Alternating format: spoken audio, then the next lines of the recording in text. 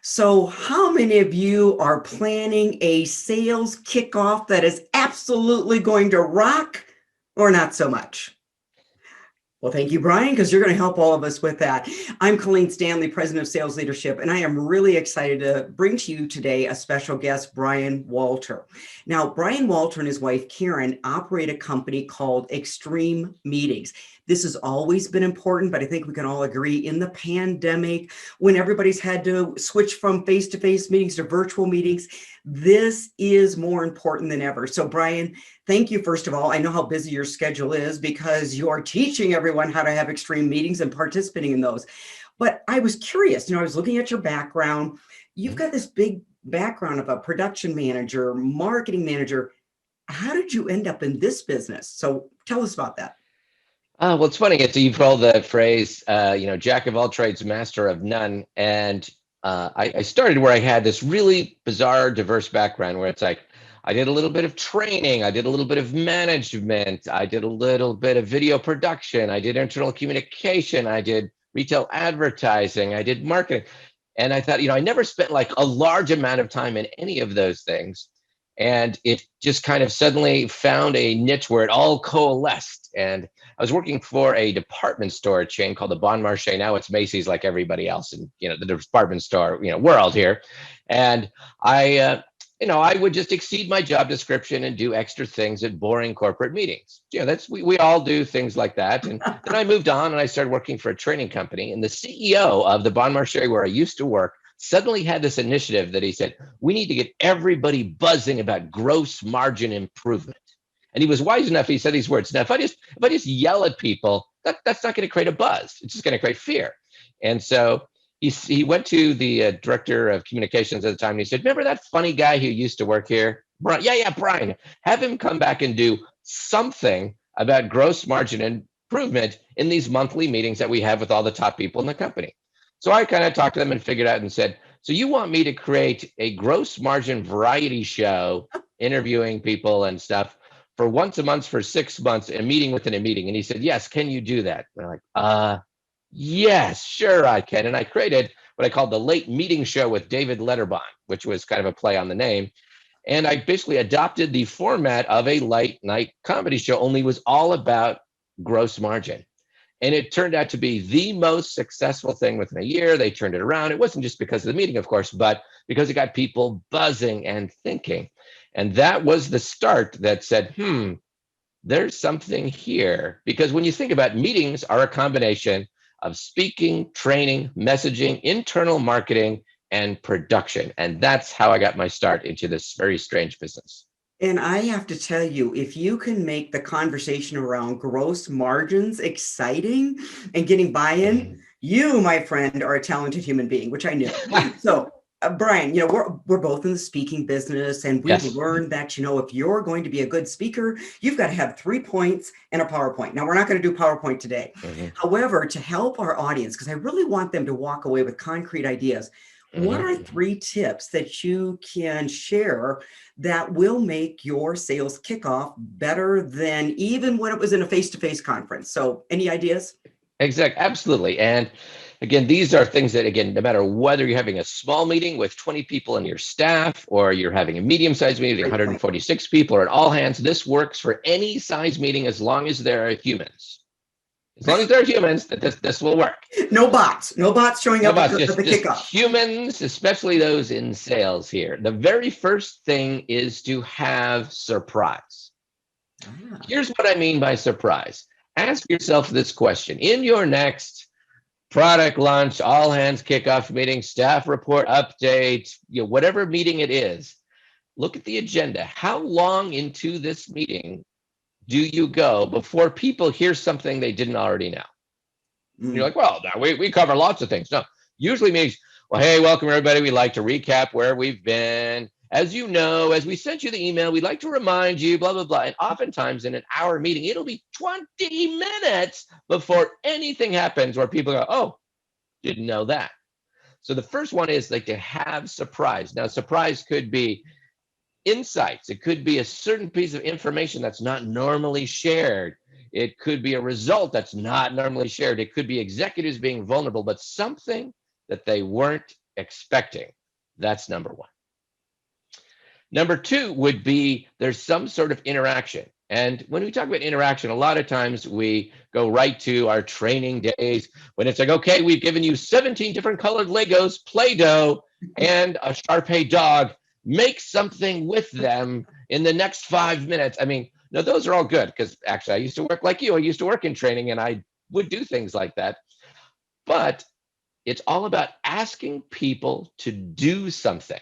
Here's what I like to say is like oftentimes we treat attendees at our sales events as if they are merely recipients of the information that we're giving. They're an empty vessel in which we pour all this information. All I'm asking you to do is open up and accept everything that I give you. We're treating them merely like recipients. And I said, when we can transform them from recipients to participants, their engagement levels go through the roof.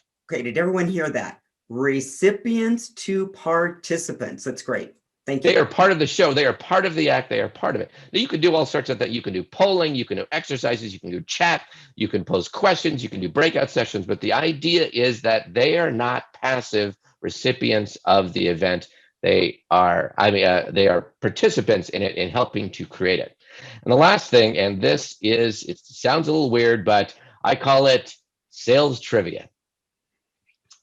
Tell me more. Sales trivia is like, now when I think of Colleen, your clients, your direct clients, and the people who follow you as a thought leader and a content leader with all your blogs and video things and experiences like this, it's like they work for weird, obscure industries. I mean, it's like we are the aluminum coloring cold pressed mill sales team. We do the we do software for angel investors making pitches to, there's all sorts of very obscure things that no one cares about this as much as we do. And when you take trivia about the industry, about the company, about your customers, like who is our top customer who closed business on Fridays? That is the most fascinating thing to your salespeople because no one cares about it as much as they do. And so I call it non-trivial trivia. Now you can make that in form of a game or you can make that in form of a reveal. Interactive things could be as simple as, so it's like out of our top 10 customers, which bought more of the blue widget in the last month? Company A or company B? When you give a choice to a brain of a salesperson, no one can say, don't care, I'm not going to play. Every single brain goes, I think it's B. And as soon as your brain goes, I think it's B, I want to know if I'm right. So these are the type of things. Again, you've got surprise, you've got interaction, and you've got sales trivia. Those three things will transform any meeting, any size, immediately at virtually no cost. That is brilliant. And Brian, you are taking me back many, many years ago when I was a VP of sales and I was running pretty big sales kickoffs. Mm-hmm. And so I was really lucky. I was with a fast growth company. So with the fast growth company, there's some years that your salespeople are selling a lot. And in this particular year, our distributors were not keeping up with some of their products. So I had one particular year where, it was a lot. They had been chasing orders all summer. They had customer complaints. So they're coming into the sales kickoff a little discouraged, a little frustrated, and maybe we can even say a little angry. So I set the theme for the meeting of attitude. And then what I was able to do was persuade, one of my top salespeople, and she could sing, she could sing like a bird.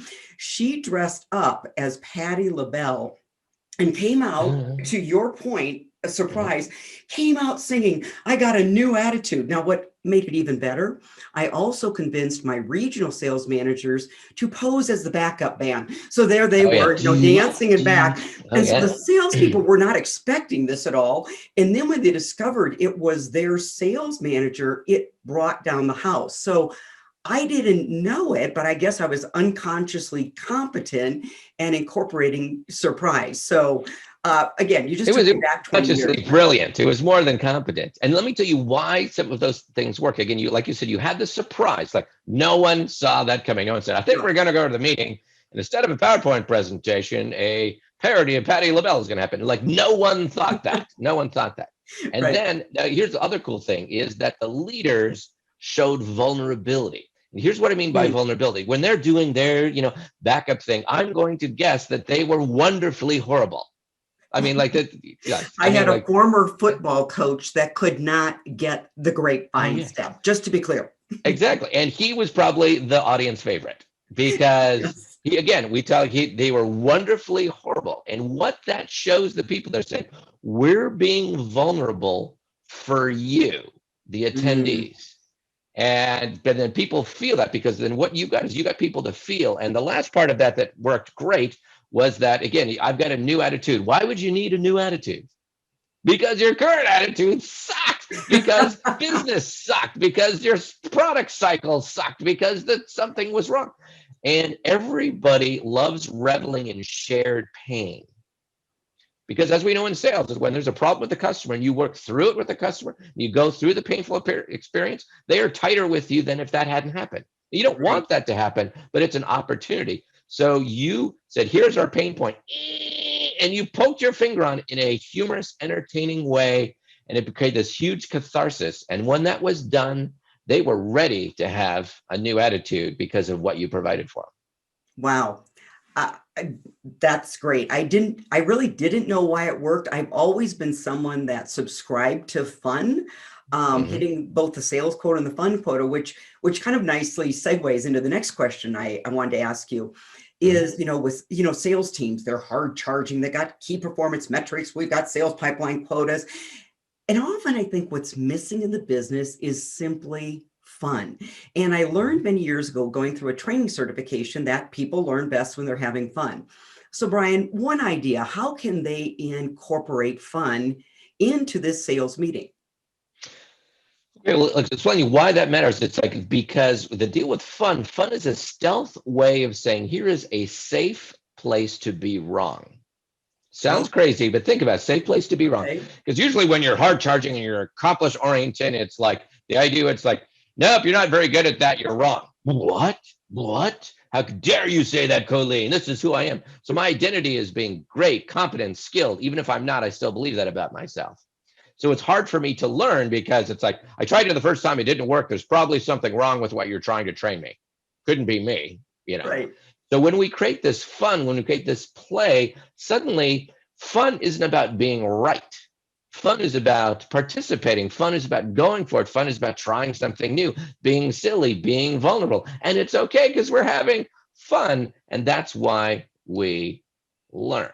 So going back to your question, what we can do for fun. One I told you was the trivia type of thing. Right. And that's because everyone loves trivia. There's another exercise, and this works great in person, and you can also make it work in virtual through breakout sessions and things like that. I call it speed interviewing. Speed interviewing is you get three people together. Back in the day. It's a version of speed dating, only speed interviewing, because dating at work is generally wrong. Just talk to HR. But you ask a provocative question, and you get three people together. And then you say, it's like, you're all going to answer this question in 45 seconds, not 45 seconds each, 45 seconds total, 15 seconds. Like, what? And you put the question, and it might be the question, what happened this year in our business that surprised you, and why? Go. And because there's only 15 seconds. When we rolled out that new thing, I thought it was going to be a disaster, but actually it turned out better than I was expected. And that really surprised me. I didn't see that coming. What about you? It's like, well, my boss, who I always think is a hard ass or something, actually walked into my office or gave me a call, and they complimented me on something I had no idea she even knew that I was doing. That surprised me. Another person is like, for the last 2 years, I have not made the commission that I wanted to. And so far, half this year, for some reason, I'm rocking it. And I'm still trying to discover why. All that happened in 45 seconds. Right. Now, what happened is those people, they have a human connection. It was fun. It was playful. It forced. They're all looking at the clock. Okay, hurry up. No, hurry up. Colleen, say your thing. That's, again, something, it's fun because you're saying, what do you think? Mm-hmm. And what else I'm thinking of here, Brian? especially with sales teams, you added this element of competition to it, safe competition. And salespeople love a competition. And most of the time it's tough. You're trying to unseat an incumbent, break into something new. So the fact that you combine both of these, that's just brilliant. So Brian, let me shift gears here a little bit, because we all know at many of these sales meetings and kickoffs, we have what we call new product launches. Sometimes it's technology updates. And here's what happens. The subject matter expert gets up there, they grab the clicker, and we have got PowerPoint by death starting. And, and it's really not their fault, because sometimes the topic is kind of dry. Any advice on how to help these subject matter experts not put the team to sleep? Yes, and it sounds crazy, but I have a passion about transforming boring into compelling. And because I don't believe there's any boring topic on the planet. Because that's a good attitude. That is first. There's no boring. I could do an event with scientists studying the reproductive habits of banana slugs. And it's like, okay. There you part of the deal is, here's the first thing, is in any topic, especially product rollout, we want to find what is the story. You're telling a story. It's like, this is like a news thing. This is something you're going to see on, your favorite news channel. It's like, and think about it as instead of a presenter, you're a reporter and you're telling the story. Now the reporter, except for in opinion pieces, which happen at night, but during the day, the reporter doesn't say everything from her or his perspective, because they're reporting it. So again, if I'm telling a story, I first start talking about the need, the customer, the problem, the conflict, the overcoming, what they tried that failed, and why this is going to work great. And this is what so-and-so said. And the first people who tried it is this. And then you reach a conclusion. That's always going to be interesting. What's not going to be interesting was saying, we have the new Blue Widget 2000, and the Blue Widget 2000 is a 74% improvement over the Blue Widget 900. And it does these 4 features. Look, I know I put 17 features, but we only have time to talk about 11 of them. And it's like, oh my gosh, it's like, you're just telling me what it does and telling me why and how. Just think of it, like every single movie or book we've ever read has the hero's journey, which is everything starts out great, and then there's a conflict, there's a problem, and they try to solve the problem, they fail at solving the problem, and then they try something up and they almost succeed, but they don't succeed, and then they try this one thing and they get outside intervention and they win at the end. That's every movie and story we've ever read or watched. But in business, we say, our customer had a problem, we invented the product and it solves it. Here's the price. Any questions? Any questions? No. And it's like, well, that's a horrible story, because that's not how the real world works. Right. So now one simple way is, if your presenter is horrible, a lot of times it'd be like, and I've seen our presenter is horrible. Don't have presentation skills, nor should they. And you're not going to instantly for your meeting transform them. It's like, well, you don't have presentation skills. You spent a lifetime being a horrible presenter, but this conference, you're going to be awesome. It's like, here's the deal: is you interview them instead. I remember it was a manufacturing client, Matsushita Avionics Systems. They got bought up by Panasonic. They made in-flight entertainment systems for airlines. This is the early 2000s. And there was a guy who was going to be presenting on their documents publication management system to support customers. I'm like, oh my gosh, they're like, this is the most boring. And he showed me his slides, the presentation. I said, okay, here's how we're going to transform. We're going to interview him instead. And first thing I started talking about, so you literally have documents that document every procedure that the customer has access to. These are all printed, correct? Is it true that you've deforested Brazil personally by the amount of documents you've done? It got a big laugh. And then we talked to him, and it's like, now when I think of it, and so we start interviewing, asking me questions.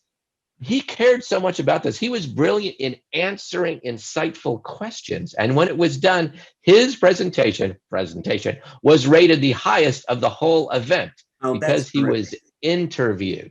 So if it's going to be boring, interview the presenter instead of letting them present. And set the person up for success. Oh, yeah. I mean, give them the questions ahead of time, her questions ahead of time. Like one would be that, as soon as I heard this, I even said when I was doing it, I said, so when I read the title of this presentation, I started to fall asleep.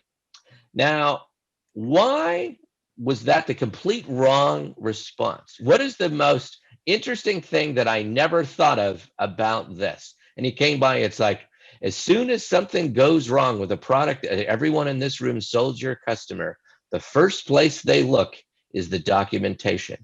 And if it isn't right, they call you to complain. Which Ah, would you rather have better? Oh, so it's like, oh my gosh. It's like, oh, so you're saying that documentation prevents the customer from being cranky. And when they're cranky, they call the salespeople. That's why we should care. Yes. This ah, is like 30 seconds into this presentation. Everyone's like, oh, keep talking because I now care about this. right. And here's what I've seen a lot of times with the subject matter experts. They don't know how to connect it to that's a very overused analogy. What's in it for me? What's in it for the customer? Yes. Mm-hmm. But they have the answer. And I've seen that when we've done value proposition workshops and et cetera. So again, what you've done is you've set the person up for success, which is really what a kickoff or any meeting is about. Let's celebrate the success. Let's not leave complaining and talking about the bad presentation. So Brian, want to ask you one more question, but before I Yes. do, how do people get a hold of you? What's the best way to reach you before you share that final case study? Sure. I would say you just go to our website, extrememeetings.com, where you can see a lot of, now, of course, like most things, you'll see a lot more in-person meetings footage where that was like February when the world was different. Right. But of course, we shifted to virtual like everybody else because your clients, your sales leaders who are putting on events, you do not need to be afraid of virtual. Virtual can do things that in-person never could. You just need to be afraid of doing virtual in a stupid way. Okay, that's it. But again, you could have failed in person too. So it's So just that take a embrace it and go pause. for it. Take a Yes. pause. Repeat that Yes. sentence. Don't be Yes. afraid of You don't be virtual. Be afraid afraid of of. virtual meetings and events. Just be afraid of doing it in a stupid way. And a stupid way is like you're all, information recipients, and our executive is going to come in an unprepared way in their house with crappy internet, and they're just going to be talking heads talking at you while every 10 minutes their internet freezes or their lip and audio sync goes out of whack and it looks like you're watching a subtitled movie, on Netflix. Got it. Thank you for that. So maybe quick success story, case study that so Mm-hmm. people, because you've given us some great Mm-hmm. ideas, but I always think people love to listen for, well, how have you ever actually had this happen? So anything come Okay. to mind? Sure. There's a lot of different ones. One was the American Payroll Association, and they're very successful at having these large type of events, and they've all again payroll managers, payroll leaders, payroll people. Again, here's the thing: as we made it very clear, was the only people who care about this are the payroll people until something goes wrong, That's and right. then as soon as something goes wrong with my paycheck, scream bloody murder! This is the end of the world. Drop whatever you're doing and do this. And that's the only time I will ever talk to you. And Right. so the key thing that they wanted to do was they said, our people, we are literally the unsung heroes within every single organization on the planet, versus profit or nonprofit or government. You pay the people, and they have to be paid according to rules. And if you get it wrong, it's very bad, and they're very upset, and it messes up lives and things like that. Right. But the only time they ever hear from anybody ever is if something goes wrong. So we need them to feel good about themselves. So I created a format for them. Basically, it was Dr. Phil, and so, Dr. Of Fill course. up on appreciation. So it's like, Similar hey, haircut. I came with a thing, I put a fake mustache on, and I was Dr. Fill up on presentation. And I came in, and so I had actresses and actor who came on portraying the person.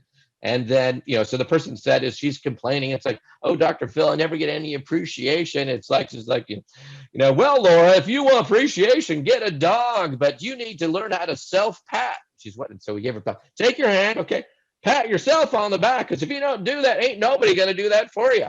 And then he started going through all the things. It's like, when that deadbeat husband, it's like, didn't pay, the child support, for your employee, what did you do? You got his wages garnished to take every employee. Who did that? Yeah, self-pat. self-pat. And we went through like 10 things that they did. It's like Nice. when they were done, they're standing and hooting and hollering because we let them feel, and we used humor to tell uncomfortable truths.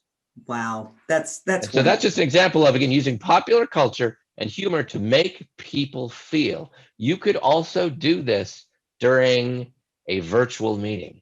In person is ideal, but that's not where we're living right now. But we Right. could make virtual great and make people feel and be participants instead of merely recipients, and make the difference you want with your sales meetings.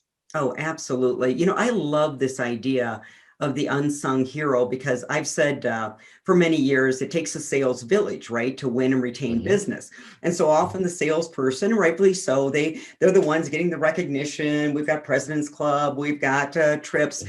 and that's fine because they take a lot of risk, work a lot of hours. Mhm. However, I remember again, you're taking me back quite a few years where I decided, again, unconsciously competent, to make sure that everyone was recognized. And I remember I had my warehouse manager get up and give the report. Now, again, not a great presenter, but just Mhm. was presenting the facts. And he shared that his warehouse staff had shipped 30,000 more units of product with the same staff.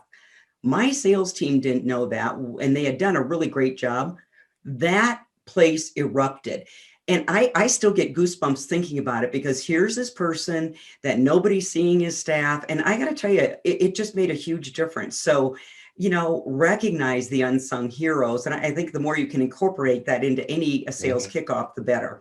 So, Here's a Brian, way you could actually do yeah, that. go Here's a way ahead. you could actually do that. Unsung hero. Here's the question that you ask. Here's exactly how I sell this. And sometimes you Go can ahead. literally sing their praises. But I would say, like, let's say you were a vice president, Colleen, it's a vice president of sales. So, Colleen, you've heard the phrase unsung hero before, right?